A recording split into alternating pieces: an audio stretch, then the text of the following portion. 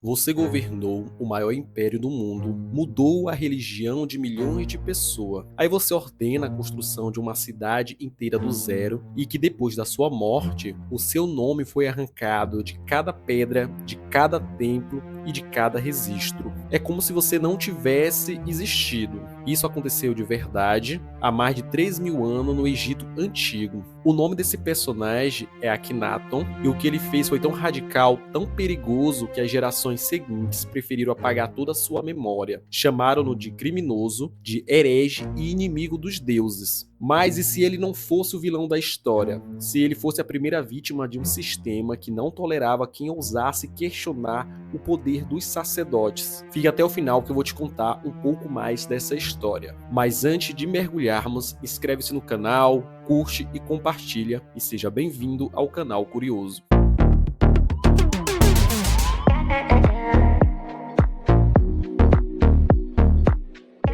Para entender o que Akhenaton fez, você precisa primeiro entender o mundo que ele nasceu. O Egito do século XIV a.C. era uma máquina perfeita de poder e fé. Tudo, absolutamente tudo, girava em torno dos deuses. No topo do panteão estava Amon, o deus oculto, o rei dos deuses, invisível, mas onipresente. Seu templo era em Karnak, era o maior complexo religioso do mundo antigo, maior do que muitas cidades. O clero de Amon não era apenas religioso, era político, era econômico, militar. Os sacerdotes controlavam terras, tributos, exércitos inteiros de trabalhadores. Em alguns momentos da história egípcia, o poder do clero de Amon rivalizava com os próprios do faraó. Pense nisso por um segundo. Um sacerdote com poder para desafiar o representante vivo dos deuses na Terra, que era o próprio faraó. Era nesse ambiente que um jovem príncipe crescia. Seu nome era Amenhotep, filho do grande Amenhotep III, herdeiro de um império que se estendia do Mediterrâneo às margens do rio Eufrates. Mas esse príncipe era diferente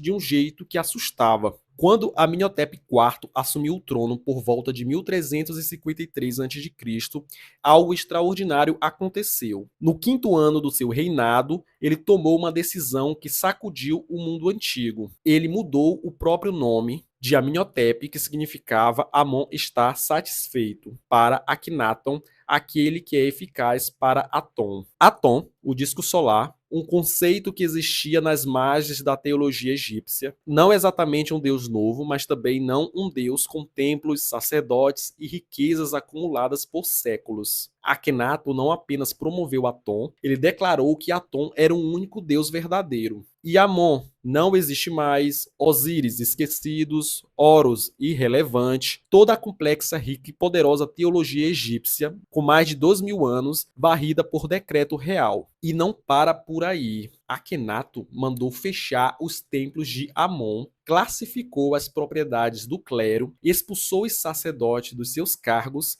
e ordenou que o nome de Amon fosse apagado de todos os monumentos do Egito. Ele enviou esquadrões de trabalhadores com ferramentas de pedra aos templos mais sagrados do país, com uma ordem clara: cinzelar o nome de Amon em cada pilar, em cada obelisco, em cada inscrição, ou seja, apagar como se o deus mais poderoso do Egito nunca tivesse existido. Agora você deve imaginar o que sentiu as pessoas comuns naquele momento. Uma camponesa que desde criança oferecia flores ao santuário de Amon na esquina de sua vila, um pescador que rezava a Osíris antes de cada viagem ao Nilo, um soldado que carregava amuletos de Horus antes de batalhas. De um dia para o outro, seus deuses viraram crime, sua fé tornou-se ilegal e seus rituais tornaram-se proibidos. Isso não era apenas uma reforma religiosa, era uma revolução total, uma tentativa de reescrever a alma de um povo todo. Para consolidar sua revolução, Akhenaton fez algo que nenhum faraó havia feito antes. Ele construiu uma cidade completamente nova. Akhenaton, o horizonte de Aton, hoje conhecida como Amarna. Ele escolheu um trecho do deserto virgem na margem leste do Nilo, um lugar que não pertencia a nenhum deus, um lugar que começaria do zero, puro, limpo, dedicado exclusivamente a Aton. Em menos de 5 anos, no meio do deserto, ergueu-se uma metrópole com palácios, templos ao ar livre,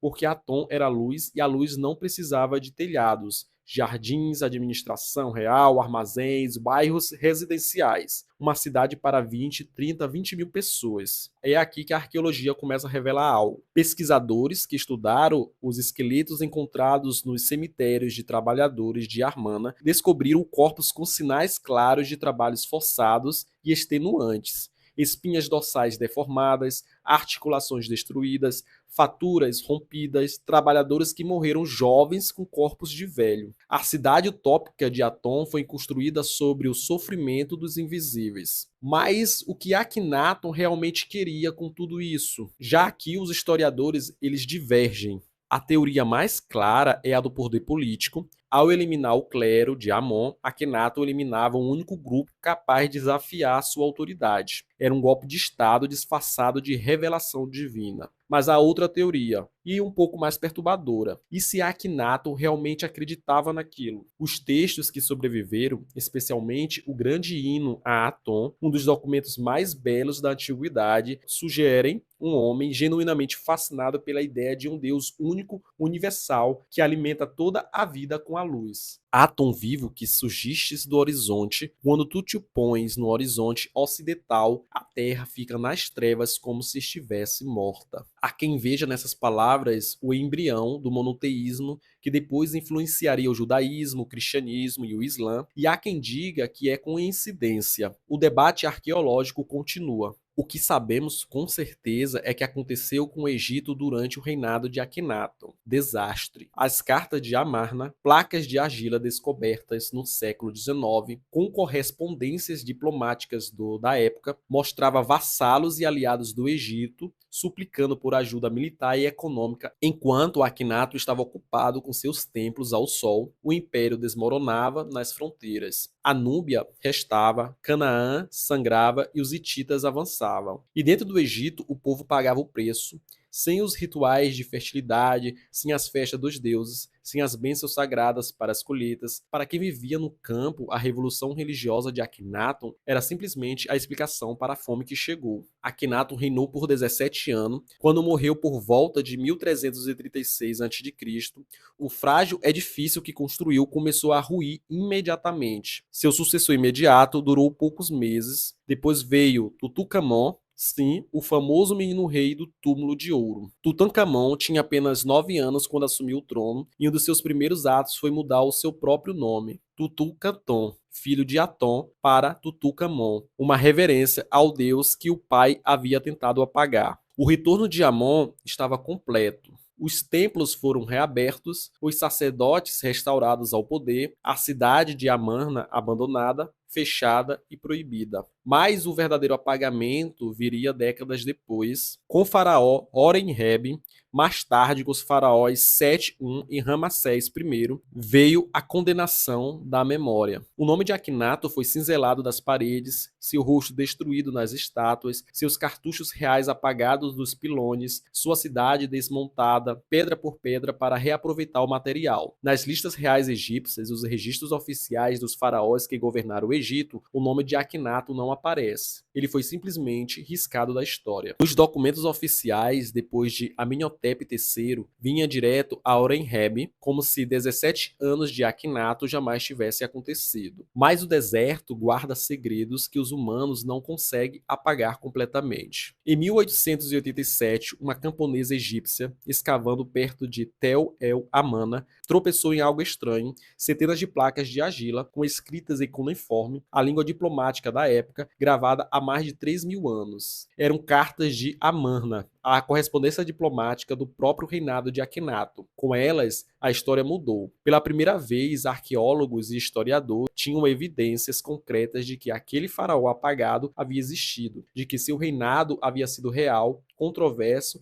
e com consequências históricas enormes. Então, no início do século XX, as escavações de Amarna revelaram algo mais perturbador ainda: os túmulos dos cortesões de Akhenaton, com centenas da vida cotidiana da cidade do Sol. Familiares comendo juntas, crianças brincando, pescadores no Nilo, uma normalidade quase desconcertante. Mas também os cemitérios dos trabalhadores, campos de jovens com lesões de trabalho forçado, milhares de crianças até. A utopia solar tinha suas sombras. Hoje, o sítio arqueológico de Amana é um dos mais estudados do mundo e cada nova escavação revela uma camada mais complexa daquele experimento histórico. Não há consenso sobre Akhenaton, nunca houve. Ele fascina justamente porque é ambíguo. Visionário ou fantástico, reformador ou tirano, o primeiro monoteísta da história ou apenas um piloto que usou religião como arma. É aqui que a história de Akhenaton deixa de ser apenas egípcia, porque o que aconteceu com ele é um padrão que se repete sempre. Quem desafia o poder estabelecido, religioso, político, econômico, não apenas perde, é apagado. Os vencedores não apenas vencem as batalhas, eles reescrevem a história, decidem o que vai ser lembrado e o que vai ser esquecido, e escolhem os heróis e os vilões. Cinzelam os nomes de quem merece existir. Akhenaton foi chamado de herege, de criminoso, de inimigo dos deuses. Mas talvez a questão certa não seja se ele estava certo ou errado. A questão certa